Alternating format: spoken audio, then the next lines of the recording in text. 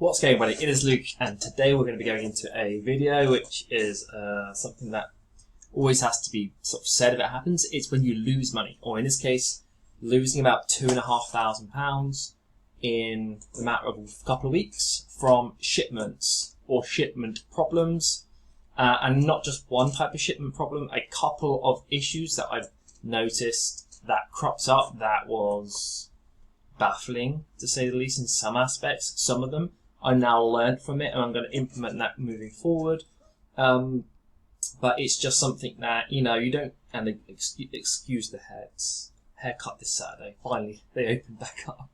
But yeah, so it's a couple of different versions of issues that I came up against, because obviously Christmas was a crazy amount of shipments, some really massive shipments, some really small.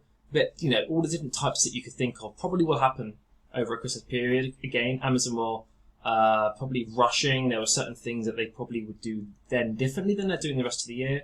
And so it's just something to be aware of maybe this Q4. So we're going to go ahead and just jump into the shipment problems that I had and what happened. So a couple that started, I had the obvious things. Products did not book in. Products were said to have not been delivered, and they're short. Obviously, wait for the reconciliation date, and then go in and then try to recoup your money by providing invoices and all the information that you need to require. It's nothing different than I've ever done before. I always upload the invoices, I wait, etc., etc. No problems. The same with shipments for pallets. Sometimes I have to go and get some sort of like confirmation that it was shipped, as in I'm going to go to the pallets online that I might use, or if UPS are sending it, usually it's even easier because you've got the boxes there with all the contents specifically broken down into that UPS batch shipment and so on, like that as well. And usually there's no problems. It's sorted because you just upload everything you need and then it's done. So I then came up across a couple of issues and a couple of weird responses. So let's just jump right into it and you'll be able to see exactly what's going on. So on this shipment, you can see that once I went back to them, so all of these would have had me uploading invoices at the beginning, yeah? So I would have uploaded all the missing products invoices that it related to, because that's usually what happens. It closes and there's products, otherwise I wouldn't worry, yeah? So it's always related to that. So I would have uploaded all the invoices related to the units and broken it down, maybe it's across different invoices, and I would have explained. And there was a couple that had massive issues. There was probably like 90 of the whole ASIN gone. That ASIN could have cost me a tenner, £10. It could have sold for £21 or something. And I had a couple of those big bundly kind of things, or bigger bundles. And you can see here, I'm not doing any of this as well. So all of this, all of the shipment and prep is done through the prep center. I'm not actually doing any of this entry, any of this sort of. The only thing that I have is the product is already in my catalog. That's the only thing that's there. So either it's there from old stuff, because I've sold it before, years ago or whatever, or it's created. I create it for them to add to a shipment, and it comes up with this. So they have found a weight discrepancy in the shipment. So the shipment weight plan. So I've looked over this for weeks before I actually obviously figured out that there was no hope in the world to getting any of this money back. It basically says that there's a shipment plan weight, there's a carrier weight, and then there's a difference. Now, I also got another email back, which, excuse that one for a second. 1 second. That is the first one, and then is this the second one? Yeah. So they then sent me another one, GM6, yes. Just making sure I've got the right shipment, GM6. And it is a bit faffy, I understand. So this is the GM6 shipment there, and this is the GM6 shipment here. So it doesn't give you a breakdown as much as it does on the next section, the next page. So I want to grab my notes up as well.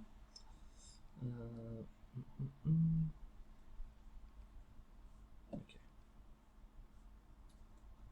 And what you can see here is that when I went back to them again, this is actually what you got. So if you can see, it says we have investigated on the shipment. Unfortunately, the fulfillment centers have confirmed that you have not been able to locate the missing units. Fine. Sometimes they find them. That happens. While investigating the shipment, we have found weight discrepancies. So the expected weight And obviously they've broken down to what that means. It's what Amazon expect to receive at the fulfillment center as per unit counts and their weight, the units received, and obviously it says exactly why, what Amazon received, and then a carrier weight. What was announced by the seller, I am the seller. Okay, carrier weight is what is entered my side. Weight difference. Now I looked into each of these to try to work out what the hell's going on, because why would this is the example. Why would the expected weight to Amazon be that when I'm telling them, and obviously they've broken this down a little bit weird, because in one of them, if you look up here, this is in kilos here, that's in kilos, but then that's in pounds, so you've got to then obviously look at this. So they expected 813. My carrier weight, which is basically like me weighing the box, you know, when you weigh the boxes and you put it onto a pallet and you total up the weight and you add that into, I don't know, you combine that all up against like 4 pallets, and that's what you are shipping. And it's saying there's a discrepancy. And then that got me thinking.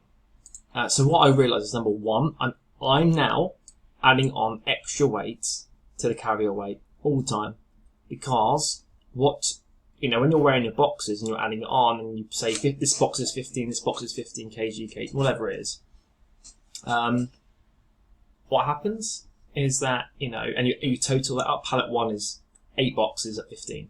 Well, obviously there's more weight to that than you think. There's probably, there's a little bit for the wrapping, minuscule, and the tape, or whatever, but mainly the pallet. So what is the average pallet weight, and add that on. So if you're sending 10 pallets, that can add up.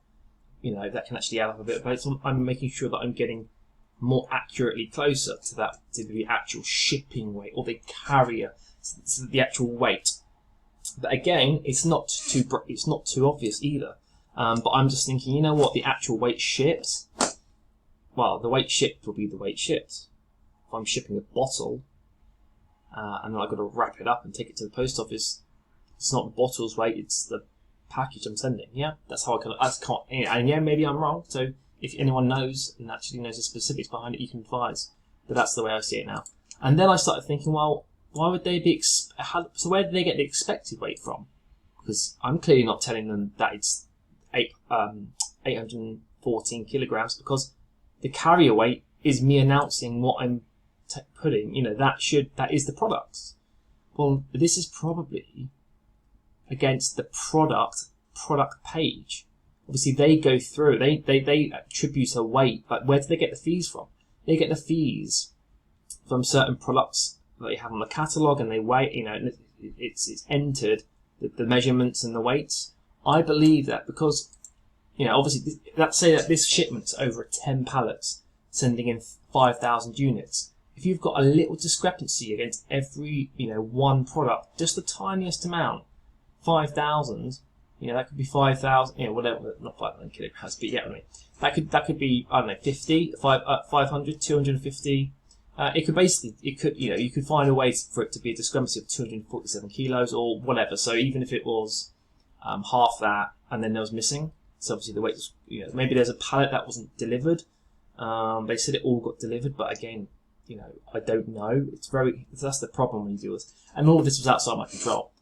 I never even entered any of that. The pallet side of it was taken away. I didn't arrange it from Pallets Online. It was all taken through third party. The prep center did it all for me. And they do it for all their customers. So it's not even. They've been doing it for years this way. It's just that I've happened to come across this, and it probably happened and came. They probably investigated it in depth because of the value, because of the quantity. If it was 5 units and I sent in an invoice, they probably would just reimburse me. But because it was about 280 units or it was hundreds of units, they're obviously going to spend a bit more time investigating it, aren't they? If there's 100 or plus of one ISIN. And so, it just made me realise that, it just made me aware of what they're looking at and trying to match as close to that as I can. But again, there's no perfect way to do that. And definitely over Q4 when there's not as much, they're probably speeding up and not doing too great in that sense. Then you just got to be kind of maybe aware and maybe ship in batches of 2 or 3 pallets per shipment this Q4. And that's the kind of thing it adds. So it's not really giving me value in terms of monetary value. I've lost monetary, but I'm able to actually plan how to maybe offset that this year. So again, another shipment here. I've just got there's 2 attachments because I've basically got 2, and again, this is slightly different. So I have reviewed the situation on this shipment, investigated it. Please allow us to conduct. So please provide us with a valid Amazon stamped BOL, basically a POD, proof of delivery, showing the number of boxes on the shipment and the total weight. Well, I went back to the prep center and said, please can you get as much as you can on this shipment so I can just send it to them. And now it advises what they take. I literally just got a piece of A4 paper with a rectangle box with a cross through the middle and like a little bit of detail. And I was like, that's got no detail. And they said that that courier was not getting PODs due to COVID. And so right away that made me realise that, okay, well, if that is a courier that is not going to be doing the full, basically the scope of everything, so going to capture everything, then I'd rather pay more money. Because this was cheaper than using pallets online. That's why I said to them, go ahead and do this. It was about £5, £8 a pallet cheaper. But I'd rather pay £8 as an insurance fee per pallet and not lose £2.5 once a year or whatever. And that will spread your costs. You won't have any sort of fluctuations in your cash flow, because £2.5 fluctuation in like non-existent, a week is even if that's less money over a year, I'd rather pay £8 a pallet because it's distributed evenly, and that £8 per pallet is not as noticeable in cash flow terms as a £2.5 reduction or loss or whatever however you want to factor that into your mind for the cash flow side. So and then I look back at my previous POD style things on pallet line. This is exactly what you want. You want Amazon POD. I know it hasn't actually got any writing in it, but you can kind of get, I mean, this may not even get accepted, for example, but it's a hell of a lot better than literally a rectangle box with a cross in the middle. And this is, they got a lot, you can see here, not that you can see every single one, but there's references which link back to your Amazon account and all that kind of thing. This obviously isn't all me, that's random businesses and stuff, but I don't even have one there. I must be, I'm up there. But it gives you like a units in cases, and it basically gives you a hell of a lot more information, and I'd rather pay that extra. But now I'm aware of that, and I'm always going to book it in this way because of the information that I can get from the courier. So yeah, for me that was something I wasn't even aware of that could happen. I just thought, yeah, get it in. Everyone's going to have the same information because that's what happens, I guess. But apparently not. So yeah, that was something that another unexpected thing again, because of the number of products that I was sending. They basically got investigated because it's a lot of money that they had paid out, £1,000 here, £800 in one shipment, and it's because obviously I was sending in large. I was sending maybe 8 pallets at a time there, and that kind of thing. So anyway, still more to go. So we've done that one. We've got this KM1 thing. This was a really weird. This is just when I started to get like completely demoralised about even bothering to try and get my money back. We have reviewed your shipment ID. Kindly note that our contact in the fulfillment centre has informed us that they did not receive the units. Obviously, it says they didn't. I tried to get our money back. They also mentioned that you can please confirm with the manufacturer or your team members, so with the warehouse or the prep centre, if these units were really included in your shipment that was sent to the fulfillment centre. We will get to inform you that we have received information from them that this reimbursement cannot be processed. So you're basically saying, we think you're trying to get more money than you should be, so bullshit, we're calling bullshit on you. Like, what the hell? So basically they're going, did you really send that in? Like, just trying to be cheeky and get a little extra cash out of us? I'm like, I sent them the invoices, but the problem again with that, which is something I just thought of, is that if I'm sending in 500 units, I probably didn't purchase it on one invoice. I probably purchased it on 200, or or if I sent 6, 222, because I might have not. Obviously, I usually like to spread it over more days rather than do a bulk up front. But then that makes me think that's in a theory, I'm looking to do more bulk purchases for less. Sorry, it's just Skype. Get some sounds.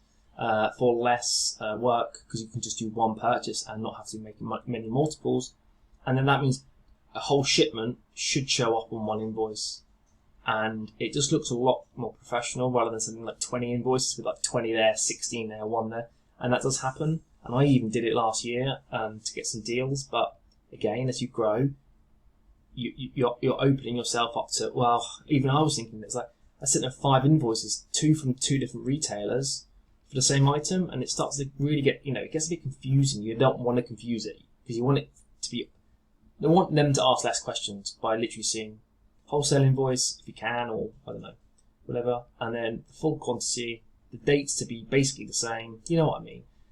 Also matching all the same products that were in that shipment, all the other items, but maybe they're okay. And it's just about doing that. But again, it's just something that I've learned to be aware of. I was really just like, what on earth? Like, okay, now you don't believe me, even though I've sent you everything. Okay, great. That's helpful. And then I think there's one more. Where are we here? Oh, here we go. This one. What was this? So then another one, they basically said, you need to provide us with more information. I can't remember what it was now. Whatever I uploaded for proof of purchase. Now, proof of, and normally it's fine. Like I can send them a card invoice for 250 quid's worth of reimbursements, and it's done instantly, and it's happened for months and months and months and months. It's no problems. Or like, I don't know, wherever. Something like Wilco's, even. I even sent a Playmobil one in, and I must have accidentally sent in. I obviously bought 2. I must have said I sent in 3, and obviously it said 1 short. And again, because 3 and 2 could sometimes, on a small scale like this, can look the same, I just sent them my Playmobil invoice with 2 on. Not even 3 that, because I just don't know what happened that day. And I sent it with 2. I thought, let's just see what happens. And they reimbursed me for, even though the invoice didn't have 3 quantity. I never bought 3, I bought 2. But I accidentally said on the shipment 3, so I thought, I must have bought 3, and realised that. And then you gave me a reimbursement for that, because it's probably not a lot of monetary value. It's 1 unit. You start going into multiples, and they start asking all these extra questions. I sent them the invoice, like, for example, Wilco's. Sometimes, or Superdrug, you can't get invoices off them. You can't get a proper invoice off them. And it doesn't tell you crap all on the order confirmation, really. It has like a logo of Superdrug, but it does not have, it doesn't even have a date, I don't think, on some of them. There's one retailer that doesn't even have the date of purchase.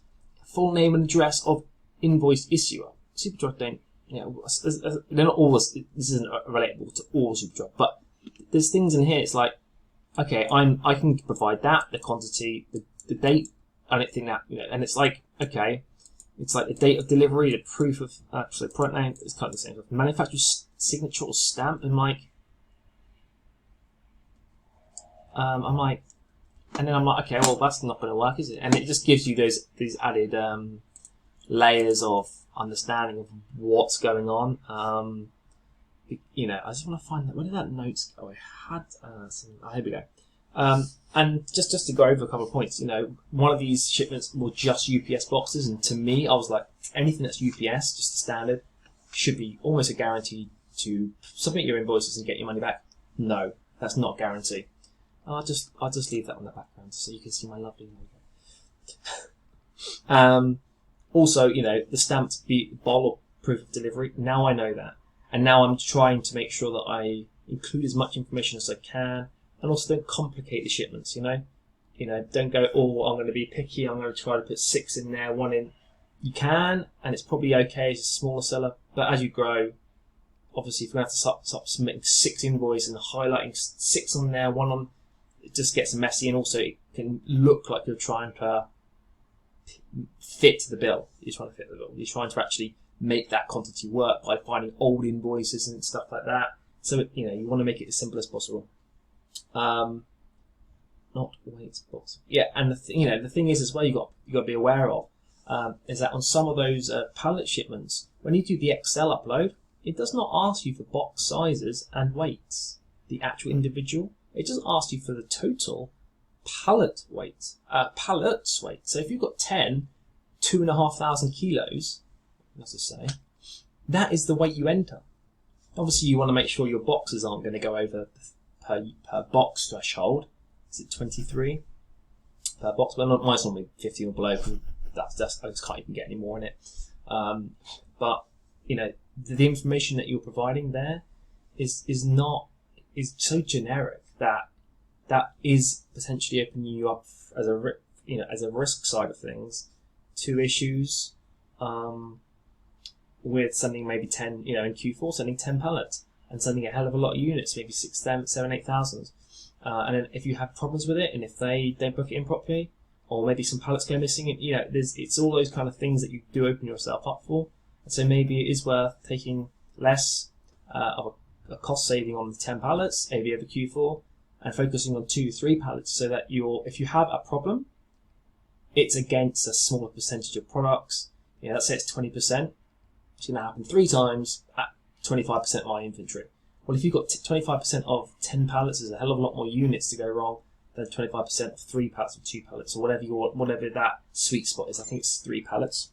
And so that, to me, is how I am maybe going to approach this year moving into Q4. Right now it's fine because I'm basically sending 3-4 pallets per batch, and that's nice, the sweet spot. Just to get that little extra saving, but not to change the logistical speed of things going into Amazon. And so gonna leave the video there, guys. Hope you got some interesting insight to that side of things. It probably isn't, but overall, I don't know, 2.5 to 3 grand loss. I kind of just given up even counting. I probably will count, because those kind of things, as you grow, obviously that you can be written off against tax and stuff. Not financial advisor, but so those things, obviously, like 3 grand is substantial. Plus, I might have had like a couple of grand of expiry products last year. Obviously, that can go against tax as well, obsolete or whatever you want to call it. So those are things to be aware of always, and to always be, aware of what's going on in that instance, because as you grow, it can add up. If you're a smaller seller, that could be 25 quid. And 25 quid is 25 quid, but it's not, it doesn't see, it's like, okay, well, I'll make a couple of sales and make that up. Well, I've got to do a little bit more than that to make 3 grand up. But it's part of the learning curve as well. And these are the, I guess they're good problems to have in some ways, because it means that you must be essentially larger, growing. And again, but it's not about the issues that come around. It's about being proactive and not even worrying that they come around. It's like, it doesn't really matter whose issue it is, like whose fault it is, because it's just wasting time. If you quick, you want to basically prevent it happening again as fast as possible. Why are you wasting your time saying it's this person's fault? Okay, well, great. Well, they're not going to do anything about it anyway. Amazon said sod off, so crack on. So you don't even really get upset, because it's more about, if you get upset, well, maybe it's going to happen again next week, and you could have stopped that, but you didn't, because you were crying. Anyway, enough of that. Leave it there, and I'll see you on the next one, guys. Bye.